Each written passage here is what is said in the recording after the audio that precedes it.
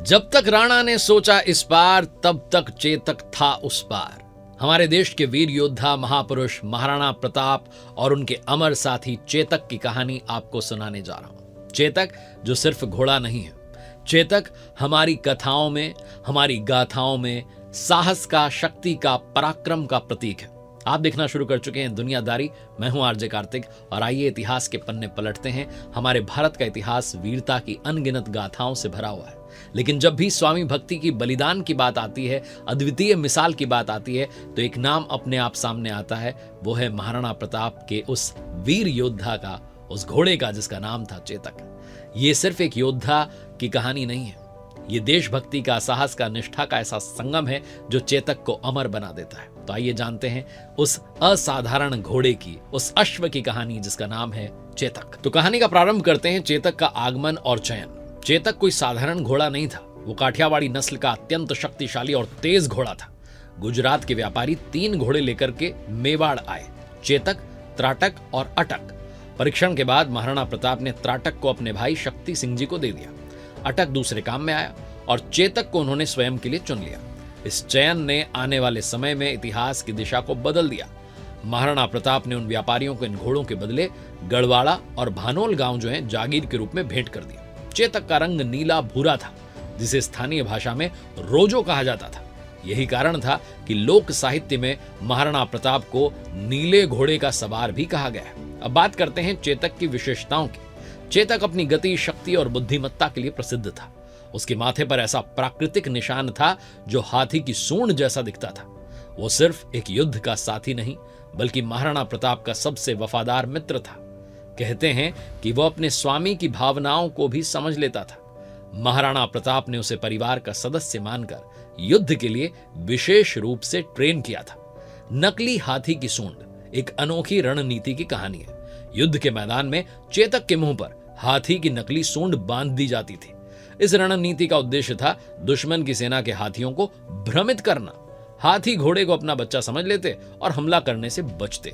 इस अनोखी चाल ने मुगलों जैसी विशाल सेना के सामने महाराणा प्रताप की सेना को रणनीतिक बढ़त दिलाई। उदयपुर के सिटी पैलेस और कई ऐतिहासिक चित्रों में चेतक को हाथी की सूंड के साथ दर्शाया गया है, जो इस युद्ध कला का प्रमाण है। ये सिर्फ महाराणा की रणनीतिक सोच ही नहीं, बल्कि चेतक की अद्वितीय निष्ठा का भी प्रतीक था। अब बात करते हैं हल्दी घाटी के युद्ध की। 18 जून 1576 अरावली पर्वतों के बीच हल्दी घाटी का युद्ध लड़ा गया। एक ओर मुगल सेना थी और दूसरी ओर महाराणा प्रताप और उनके वीर योद्धा थे। युद्ध के दौरान चेतक ने अपनी गति और साहस से सभी को चकित कर दिया। जब महाराणा प्रताप मुगल सेना पर आक्रमण करने पहुंचे तो चेतक ने सीधे दुश्मन के हाथी पर अपने पैर रख दिए। ये दृश्य आज भी इतिहास के पन्नों में जीवित है।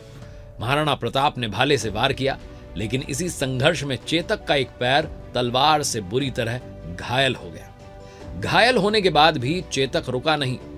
जब रणभूमि का पलड़ा मुगलों की ओर झुकने लगा तो सेनापतियों ने महाराणा प्रताप से कहा कि अब हमें यहां से सुरक्षित निकलना होगा। उन्हें सुरक्षित निकालने की जिम्मेदारी चेतक ने उठाई। अपने घायल पैर के बाद भी चेतक ने महाराणा को पीठ पर लेकर दुश्मनों के बीच से निकलते हुए 25 फीट चौड़े नाले पर छलांग लगाई। ये छलांग आज भी चेतक की सबसे बड़ी वीरता की कहानी है। नाले के उस पार पहुंचते ही चेतक गिर पड़ा। बहुत ज्यादा रक्त बह चुका था, चोट बहुत ज्यादा थी, इसलिए चेतक ने अपनी अंतिम श्वास वहीं ली। महाराणा प्रताप और उनके भाई शक्ति सिंह जी ने स्वयं चेतक का दाह संस्कार किया। आज राजसमंद जिले के हल्दी घाटी गांव में चेतक की समाधि है, जो उसकी निष्ठा और बलिदान की अमर निशानी है। चेतक कविता और लोक गीतों में अमर हो गया।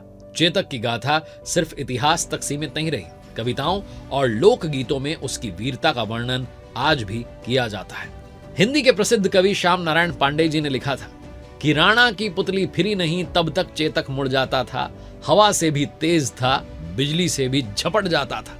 राणा ने सोचा इस पार, तब तक चेतक उस पार था। स्वामी की रक्षा के खातिर जीवन भी बलिदान था।